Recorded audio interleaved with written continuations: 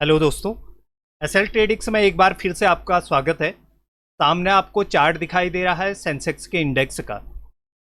मैं इसमें आप लोग को बताने की कोशिश करूंगा कि कहाँ पर एंट्री बन सकती थी और क्यों बन सकती थी।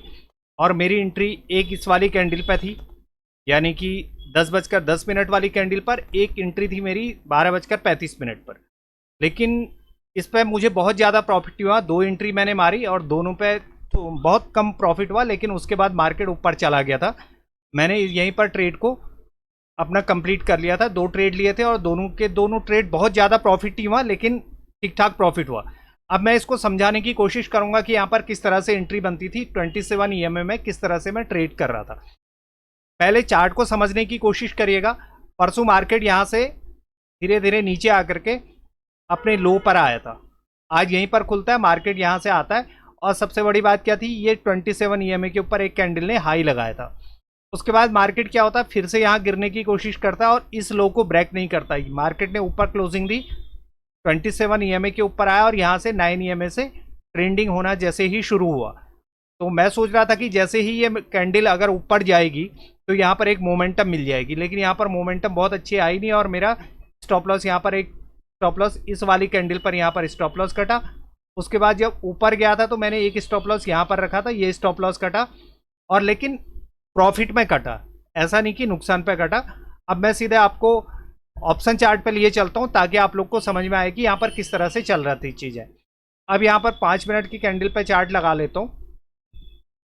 यहाँ पर अगर आप देखेंगे तो यहाँ पर हुआ क्या था, मार्केट ने इस वाली कैंडल से यानी कि यहाँ से सपोर्ट रेजिस्टेंस लेना शुरू किया था, यानी कि ऑप्शन पुट ऑप्शन बायर इस वाली कैंडल से एक्टिवेट हुए थे, ये वाली। अब ऊपर से क्या था, रिजेक्शन था इस वाली कैंडल का। मार्केट ऊपर जाता है, मार्केट ऊपर जाने का फिर से इसको ब्रेक नहीं करता, यानी कि ये वाले को ब्रेक नहीं करता। ये क्या था, 27 ईएमए के नीचे आ चुका था और यहाँ से 9 ईएमए ट्रेंडिंग होने की कोशिश कर रहा था इस वाली कैंडल पर। लेकिन यहाँ पर मैंने इसलिए नहीं लिया क्योंकि यहाँ पे इंक्रीज वॉल्यूम पर सेलिंग नहीं थी, इस वाली में इंक्रीज वॉल्यूम पर सेलिंग नहीं थी, इस वजह से मैंने यहाँ पर पुट साइड को मैं नहीं गया। अब बात आती है यहाँ पर, अगर आप देखेंगे ये वाली कैंडल जो है, इसको अगर मैं ये दिखाता हूँ आपको, यहाँ पर इस कैंडल पे अगर देखेंगे ये है 80,000 की कॉल का चार्ट। ये वाला मार्केट क्या होता है, यहाँ से सपोर्ट लेता है, ये वाला सपोर्ट लेता है। अगर आप इंडेक्स में देखेंगे तो 9 ईएमए के ऊपर आया होता है, या तो मैं इसके ऊपर लेने की कोशिश करता, मार्केट नीचे आया, नीचे आने का यहाँ से फिर से सपोर्ट लिया। अगर आप यहाँ देखेंगे इंक्रीज वॉल्यूम पर यहाँ पर बाइंग आई हुई है। उसके बाद मार्केट 27 ईएमए के ऊपर आता है, रीचेक करने के बाद जैसे ही ये कैंडल बनती है तो यहाँ पर मैंने एक एंट्री ली थी और इसके नीचे स्टॉप लॉस था, वो लिया था मैंने 79,100 का। और मैं ये दिखा रहा हूँ 80,000 का। 80,000 का इसलिए दिखा रहा हूँ क्योंकि यहाँ पर 80,000 का सपोर्ट ले रहा है, इसलिए मैंने 80,000 का खोला हुआ है। और ये खोला हुआ है मैंने 80,400 का। 400 मैंने लिया हुआ है यहाँ से, ये जो हाई था फर्स्ट डे का ये आ रहा है, तो ये मैंने यहाँ से लिया हुआ है।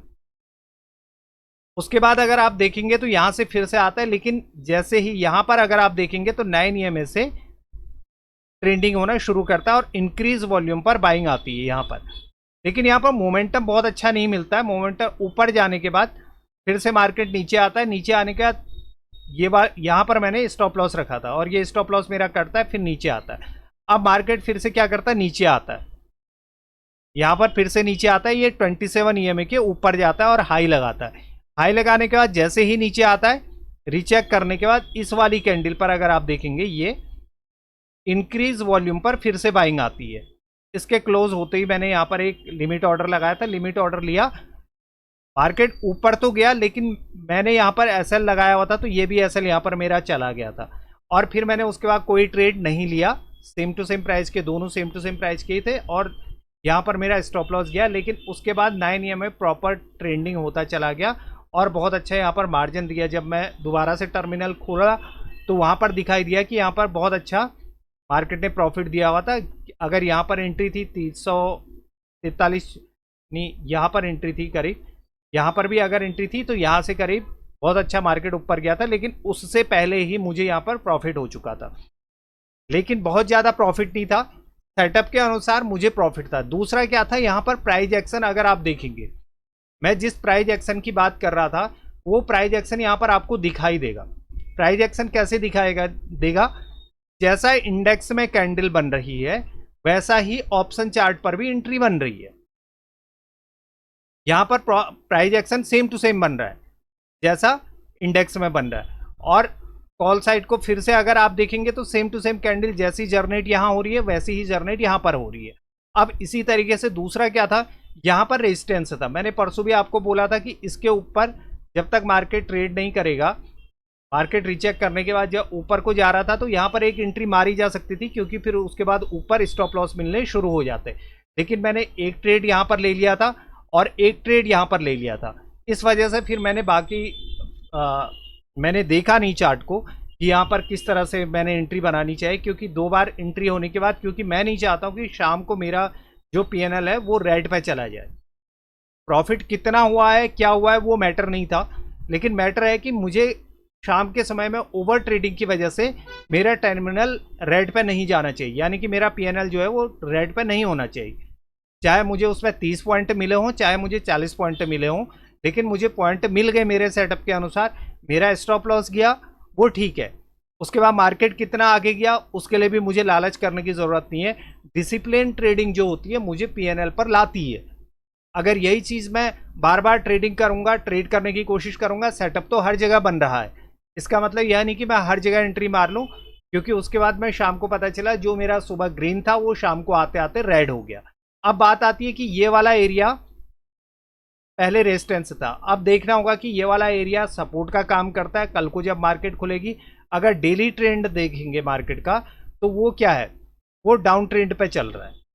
मार्केट ने परसों जितना नीचे लाया था मार्केट, उतना आज मार्केट ने रिकवर कर लिया है, यानी कि मार्केट के पास ये रेंज मिल रही है, नीचे लो और ऊपर हाई, ये रेंज मार्केट के पास है। मार्केट यहाँ से नीचे आता है और मार्केट यहीं से बाद में आज ऊपर चला गया। अब कल को एक्सपायरी है, एक्सपायरी में देखना पड़ेगा कि यहाँ पर मार्केट किस तरह से करता है, मार्केट ऊपर जाने की कोशिश करता है या मार्केट नीचे आने की कोशिश करता है।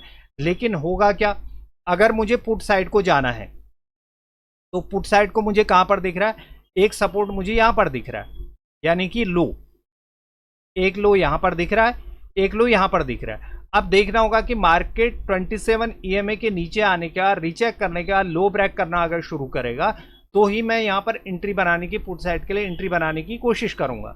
अगर मार्केट ऊपर ही रहता है, इसी रेंज पर रहता है और प्राइस एक्शन कॉल साइड को बनाएगा, 27 ईएमए मुझे इंडिकेट करेगा कि कॉल साइड को जाना चाहिए, तो मैं कॉल साइड को जाने की कोशिश करूंगा।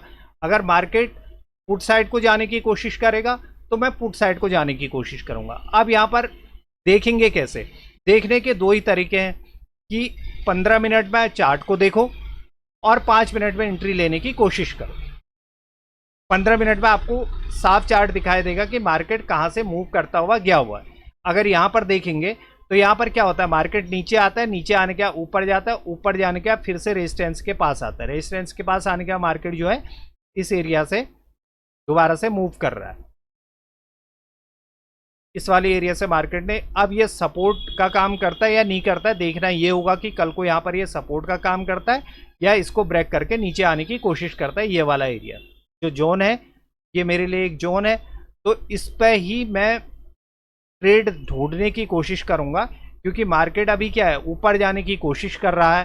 तो ऊपर जाता है या ऊपर ही ट्रेड करता है, ये देखने वाली बात है कि ये वाला पहले क्या था, हमारा रेजिस्टेंस था, अब यहाँ पर सपोर्ट का काम करता है या नहीं करता है, देखना पड़ेगा। अब मार्केट का अगर लो देखा जाए तो मार्केट का लो यहाँ दिख रहा है कि यहाँ मार्केट ब्रेक करता है, ब्रेक करने का यहाँ ट्रेड करने के बाद जैसे ही नीचे को गिरेगा तो यहाँ स्टॉप लॉस कटने शुरू हो जाएंगे। उसके बाद अगला टारगेट हमें कहाँ दिखाई देगा, इस वाली एरिया पर दिखाई देगा। लेकिन अभी कुछ भी निश्चित नहीं होता है मेरा कि मार्केट किस तरह से करेगा, क्योंकि मैं इंट्राडे ट्रेडर हूं, तो मैं इंट्राडे के हिसाब से ही ट्रेड करने की कोशिश करता हूं। मैं ऐसा नहीं कि मैंने यहाँ पर ले लिया और मैं होल्ड करूंगा, ऐसा नहीं है। मैंने यहाँ पर एंट्री मारी, मुझे यहाँ पर प्रॉफिट नहीं हुआ, मेरा स्टॉप लॉस कटा, ठीक है, मुझे कुछ तो प्रॉफिट हुआ। 5 मिनट के ट्रेड पे मुझे कुछ प्रॉफिट हुआ, वो प्रॉफिट मुझे ले जाना है यहाँ से, मार्केट से। मार्केट पे इंतज़ार नहीं करना कि मार्केट यहाँ से यहाँ चला जाएगा और मैं ट्रेंडिंग लिए चल रहा हूँ, ऐसा नहीं है। अगर आपको 27 EMA 9 EMA स्ट्रेटजी पसंद आती है तो आप कमेंट्स करिएगा, वीडियो पर लाइक करिएगा, अगर चैनल पर नए हैं तो सब्सक्राइब करिएगा और बेल आइकन दबाना मत भूलिएगा। जय हिंद, जय भारत।